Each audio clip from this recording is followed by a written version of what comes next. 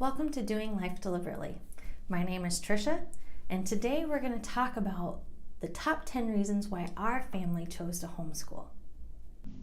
Number 10, safety. Now, while no family should have to worry about their kids' safety when they send them off to school, it is a realistic concern.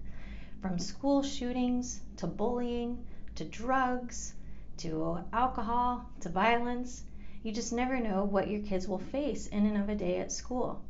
By choosing homeschool, we've eliminated all concerns about such thing, and we can just focus on our education.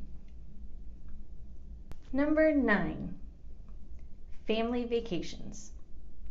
I know it probably sounds silly, but do you know how amazing it is to be able to take a family vacation any time of year without any concern about your kids missing out on school?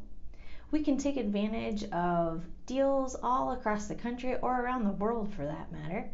We can go anywhere we want to go. Number 8, flexibility to work the schedule around our kids and their needs. What I mean by this is that we have been able to utilize different time schedules of schooling. For example, there was at least 2 years of our homeschooling background that we chose to homeschool year-round. I found that when we took the summers off, the kids were bored, they were squirrely, and they were getting into trouble. But if we did school and we stayed on a schedule, things went much more smoothly in our home. So the days were shorter, but we would do 6 weeks of school and about 2 weeks off of vacation.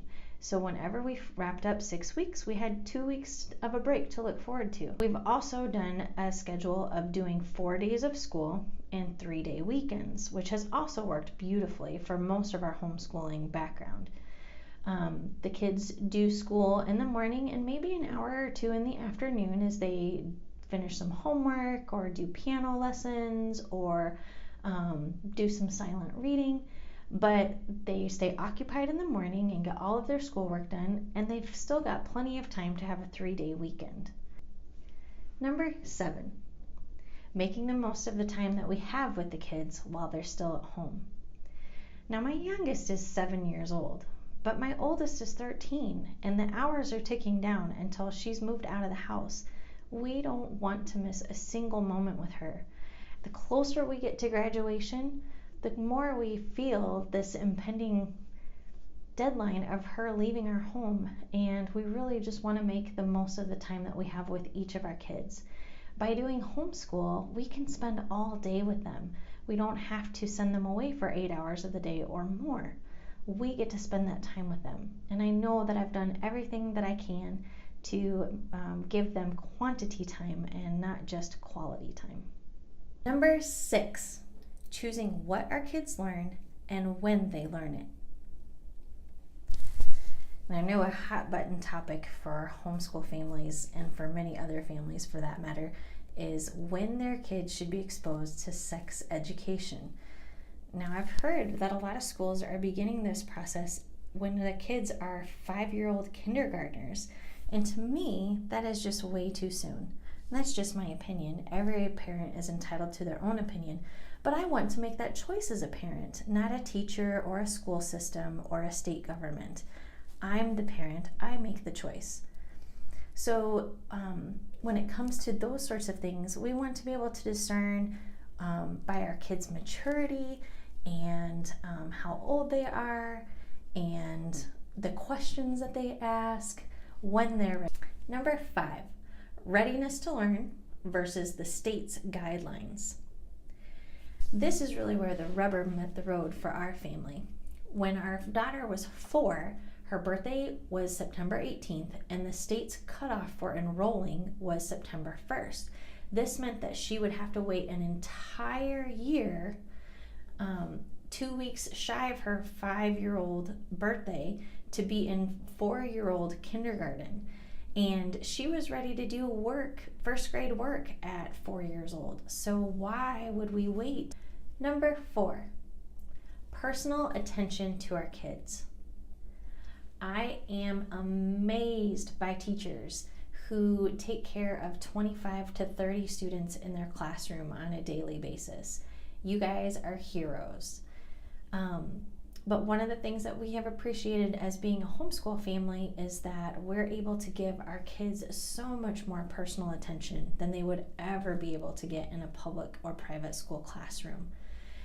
As our kids have struggled in different subjects, we've been able to spend more time with them, tutoring them and helping them through that. We've been able to adjust our subjects to their learning styles. Each of our kids has different learning styles. Our ninth grader is a visual learner, and so she does tons of writing and reading. But our 11-year-old is a audio learner, and so she needs to hear things. She needs to talk things out. She needs to discuss and ask questions.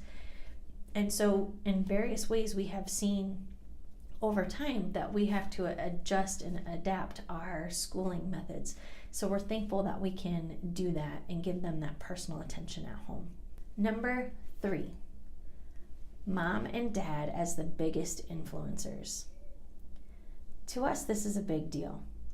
When we send off kids to school, public or private, for 8 hours or more a day, who's influencing them? Who is influencing their choices, their thinking, their worldview? Who's shaping that?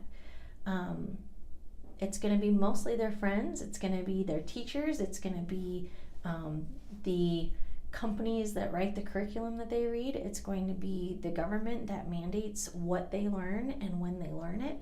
And we really felt passionately that we wanted to be the biggest influencers of our children. And that means that we're spending quantity time with them as well as quality time. And we're able to influence them when it comes to the content of their schoolwork. We're able to influence them by challenging them to think through their choices and the consequences of those things. So we're just really thankful that we get to be, for better or for worse, it's a huge responsibility and we don't want to take that lightly, but to be the biggest influencers of our children. Number 2. The number 2 reason that we decided to homeschool is to impact our children's character. Now, character envelops a lot of different things, from kindness to honesty to so many different things, being patient. And we have been able to, because we're there and we're present, we're able to seize those opportunities to challenge our kids in the weakness of their character and praise them in the strength of their character. Let me give you an example. We give our kids 1 hour of tablet time every day, and for at least a couple of our kids, it is a huge deal. That is a huge motivator for them. And it is a temptation when they have a lot of schoolwork to do, or they've kind of wasted a little bit of time during the day, to cheat and to try to take the easy way out to complete their work so that they can have that tablet time. And because we're present and there and we see it, we're able to really challenge them on that. We're able to walk through what is the motivations of their heart, what is their happiness found in, and being able to talk through that and being able to discipline them when necessary, to encourage them when necessary, to talk through what it was a bad choice and what would be a better choice.